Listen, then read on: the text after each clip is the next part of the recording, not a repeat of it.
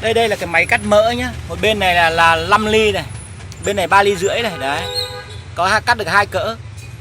Dày với mỏng. Bên dày bên mỏng đấy, cắt được. Máy ốp bọc rất là đẹp đây này, có cả máng hứng ở dưới đây. Đây, quay ở dưới đây. Inox ấy. Người ta bảo là cái này không phải inox mà là thép không gì thôi. Không gì. Có cả động cơ rồi nhá, cắm điện là chạy thôi. Đấy. Đây là gầm dưới rồi đây này. Đấy. Có máng hứng này, đây cái máng hứng ở dưới. Để đặt cái máng hứng vào đây là hứng được.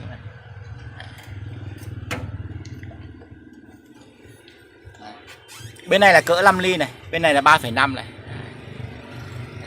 Lưỡi rất là sắc luôn này. Sờ vào đứt tay. Cứ thả mỡ đây, máy này tương đối an toàn để mà người ta ốp bọc là rất là đẹp rồi này. Đây. Có động cơ công tắc điện ở đằng sau đây. Đấy.